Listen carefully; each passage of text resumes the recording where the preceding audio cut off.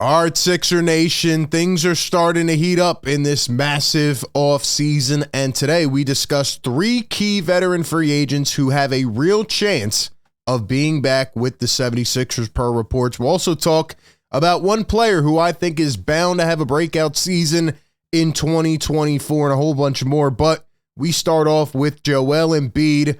We finally got a glimpse of him this weekend. And Joel Embiid was at some Soccer Champions League tournament final, and he was on the broadcast, and we haven't heard or seen Joe in a long time, right? Now, I was honestly worried about his mental state, just everything he's going through. You have to feel for the guy, and, obviously, again, being injured, getting multiple injuries and trying to play through it is tough, and, man, just seeing him in this clip, he was so happy. I haven't seen him like this in a long time. He was laughing. They were throwing jokes around. Even one of the guys up here on the broadcast was like trying to get on somebody's shoulders and almost fell. And Joel was just having the time of his life. So, look, it's good to see him in good spirits. I'm happy to see him. It looks like he's in shape. Looks like he's been getting in the gym already. And I'm ready for him to get back on the court and hopefully do it healthy this time for an entire season. So, little good tidbit there of the day.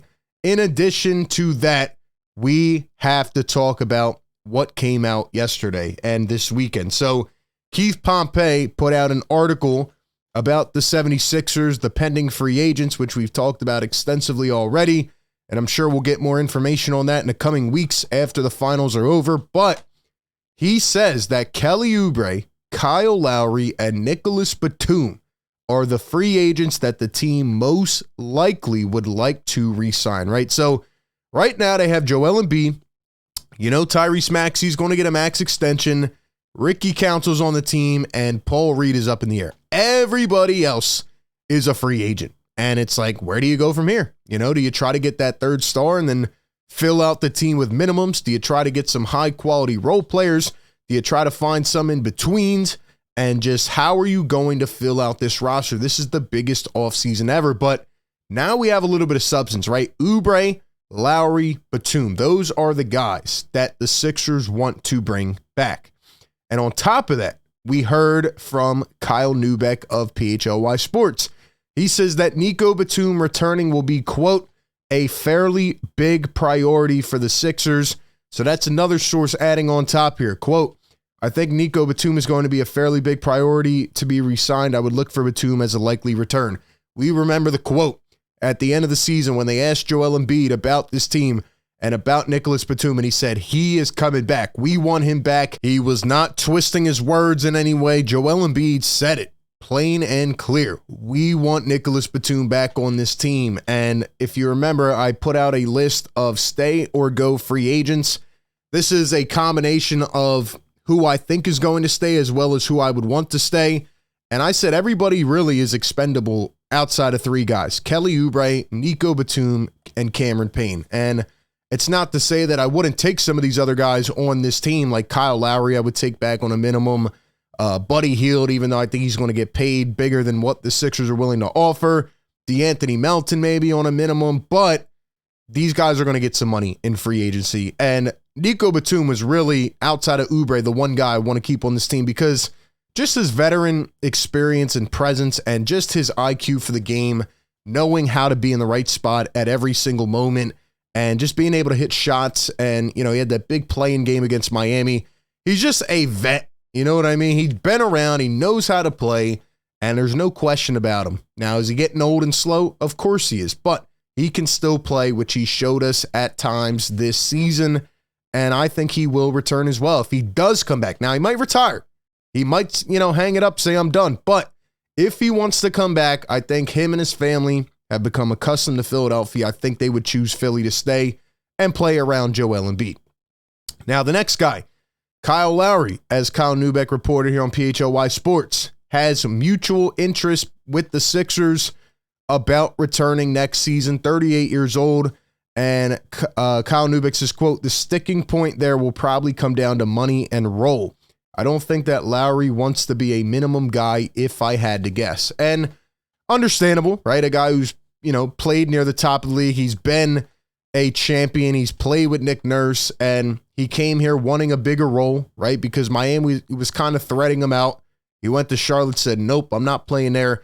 And of course, he wanted to come back home and play for, his hometown. But Kyle Lowry still believes that he has some basketball left in the tank. And I think he showed that at certain points. He showed flashes in the playoffs. He wasn't really that good for the most part, but there were some games where he was a high-level role player. And look, if you can get Lowry back on a minimum, I say I'm all for it. Why not?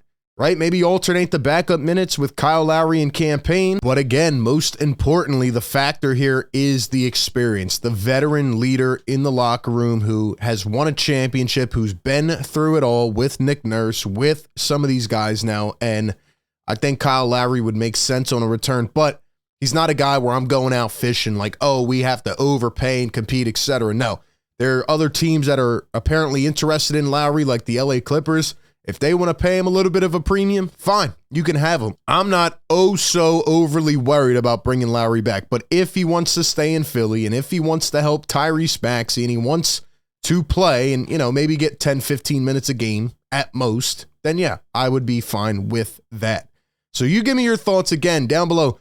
Who do you think should stay and who do you think should go? Which guys should be here on the Sixers next season? I mean, again, the Sixers have to take an overall look at this and say, we just have not been good enough, right? What is our strategy? And I'll tell you, if they get a Paul George or a Jimmy Butler or whoever else, they're not going to be able to afford a lot of these guys. So they're going to have to convince them to come in on minimums and buy into the vision. So I do think a lot of these names will be gone. I do hope Kelly Oubre stays, and I think they'll use the mid-level on him if he is in that price range. But I know Oubre has interest in coming back. The question is, will the Sixers make it a priority to bring him back? Now, lastly, I want to talk about a guy who's not on this list. He signed a 4-year extension at the end of the season, and a lot of people don't know him outside Philly, but us Sixer fans know him well, and that is Ricky Council, who was undrafted last year. Now, obviously, this guy had one of the worst-looking jump shots I've ever seen, but it has improved, and we saw his versatility. We saw his explosiveness on the court, and anytime this guy came into a game, he made an impact, and I really liked him. Now, is he polished yet? Is he ready to go? No. But he needs to get more minutes next season. I'm not comparing these two as players, but for example, the Isaiah Joes of the world, right? Or the Bassies, like you got to give these guys minutes. And I don't understand why Council, especially against a team like the Knicks who are physical in the playoffs, did not even get any burn at all. But going into next season, Ricky Council needs to be a priority for this team. He needs to get some minutes. We need to really see what this guy can do. Now, again, if it doesn't work out, it's not like you're breaking the bank. But Ricky Council showed us glimpses of, damn, this is exactly what we need.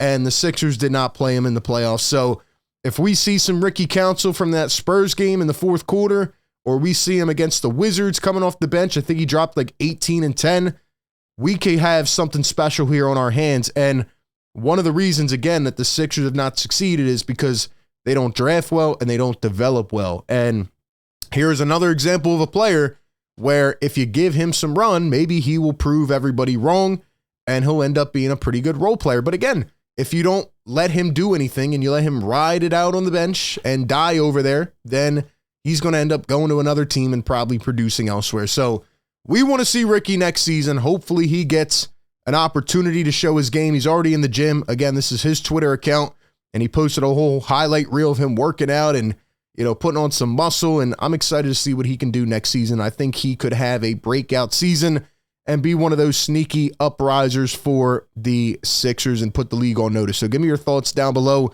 in the comments section. Who do you think will be here on this team next season? Appreciate everybody for tapping in. Be sure to like, comment, and subscribe. That being said, I'll catch you on the next one. Peace.